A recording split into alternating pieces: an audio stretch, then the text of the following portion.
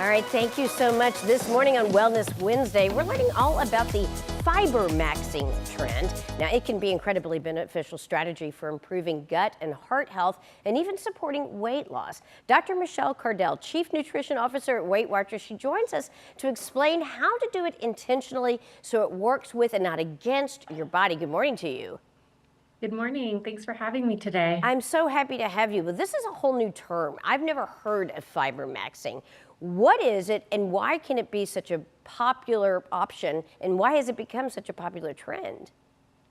Fibermaxing is a nutrition trend that involves deliberately increasing your daily fiber intake in an effort to support gut health, heart health, and even weight management.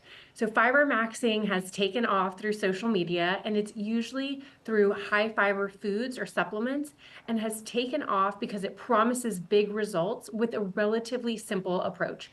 Eat more fiber-rich foods like fruits and vegetables, avocado, whole grains, beans, and nuts and seeds. Okay, so let's talk about the health benefits. What are some of those when it comes to doing fibermaxing and doing it correctly?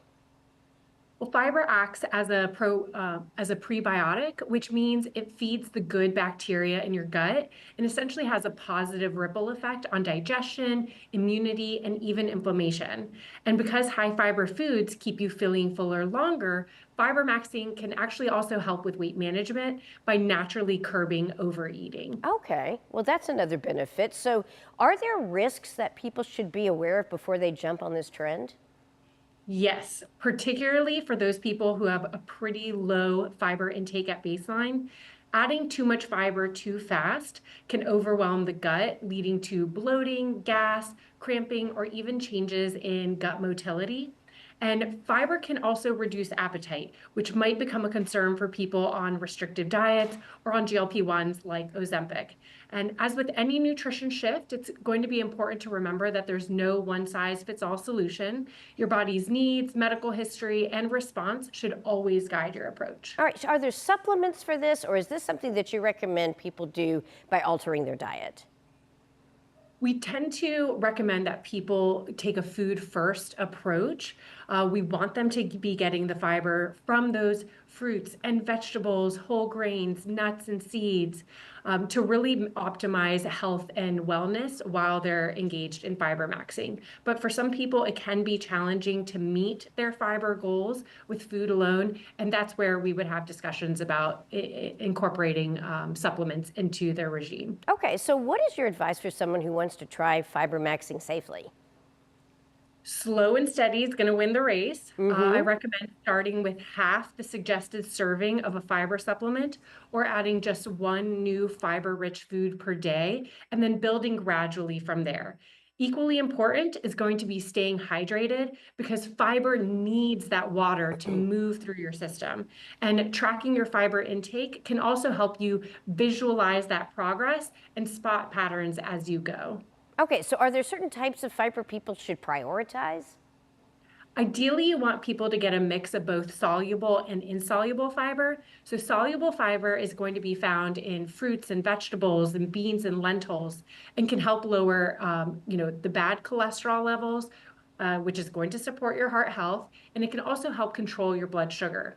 Insoluble fiber, which is found in fruits and vegetables, whole grains, and nuts and seeds, that's going to add that bulk and keep your digestion moving.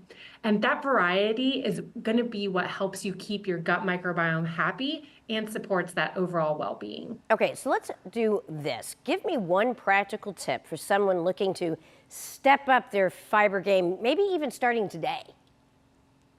I would recommend adding just one fiber-rich swap to something you already eat.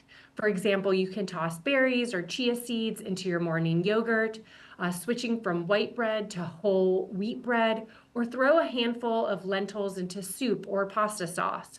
Those small, sustainable changes not only boost that fiber, but it'll make it more likely that you'll stick with it, which is really the key to long-term success.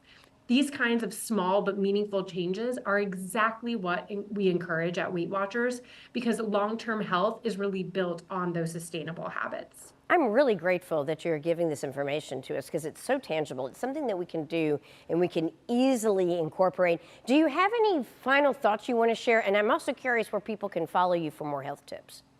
Absolutely. Unlike a lot of trends on social media, fibermaxing is actually a really powerful tool when done with intention and consistency. And at Weight Watchers, we believe healthy habits should feel doable, not daunting. So, boosting your fiber intake is a simple science-backed way to support your gut, heart, and weight goals while still enjoying the foods you love. And if people want to follow for more, I am on Instagram and TikTok as Dr. Michelle Cardel, as well as on X as at Michelle Cardel. Fantastic information. Thank you so much for joining me today and sharing your insight. Thanks for having me.